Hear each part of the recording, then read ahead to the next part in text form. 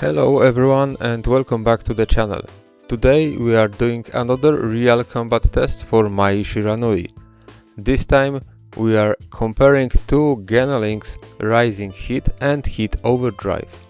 I wanted this to be as fair as possible, so I didn't test against a player who was much weaker than me or much stronger than me.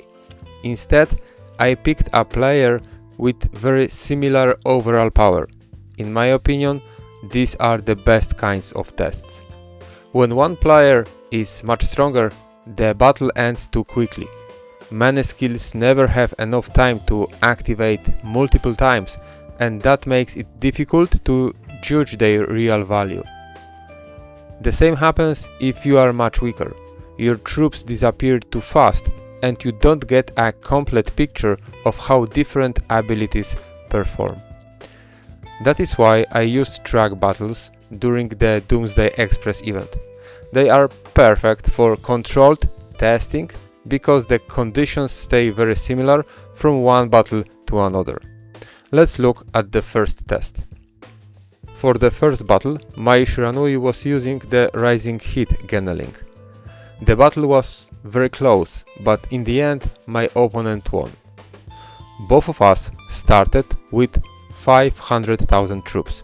After the battle, my opponent had 93,600 troops remaining.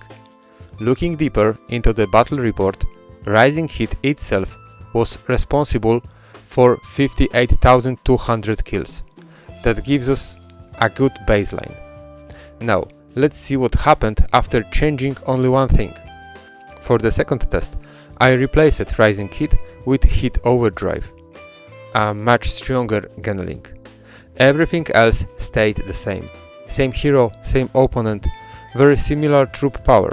The goal was to isolate the Geneling and see how much difference it really makes. Now, here's where things become very interesting. The final battle result was almost identical.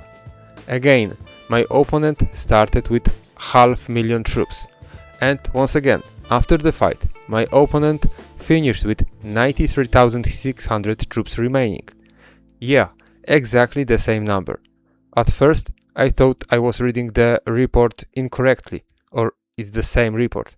But no, after checking it several times, the result was real.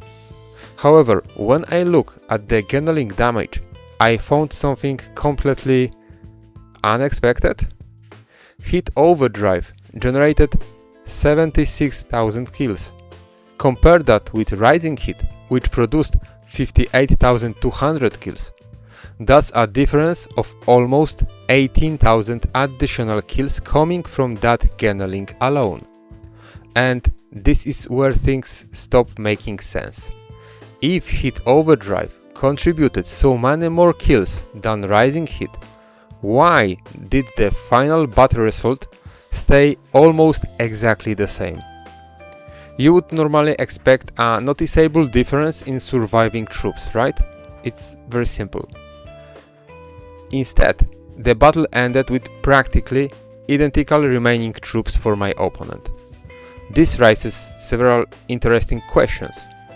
Is Heat Overdrive replacing damage that would normally come from another source?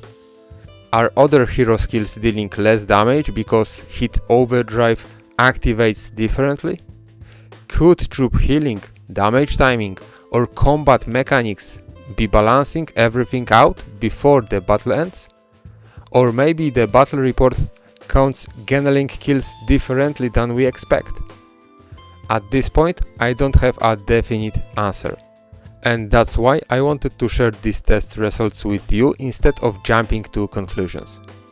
One battle is never enough to prove everything, but this result is definitely interesting. It shows that simply looking at one number inside the battle report doesn't always tell the whole story. Sometimes a skill can show much higher kill contribution, while having almost no visible impact on the final outcome of the battle.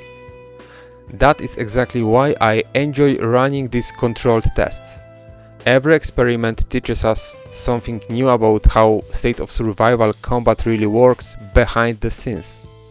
And sometimes the results are completely different from what we expect. Now I want to hear your opinion. Why do you think Heat Overdrive recorded nearly 76,000 kills, while Rising Heat only recorded 58,200, yet both battles finished with almost identical surviving troops? Do you think this is caused by hidden combat mechanics? Could it be related to damage timing, skill activation order, or the way Gennaling damage is calculated? Or do you have another theory? Let me know your thoughts in the comments below. I'm really curious to see what explanation the community can come up with. If you have done similar tests yourself, share your own results as well. The more data we collect, the better we can understand how this Gennaling actually performs. And of course, if you enjoyed this kind of testing, don't forget to leave a like, subscribe to the channel if you hasn't yet, and share this video with your Alliance members. Thanks for watching, and I will see you in the next State of Survival guide.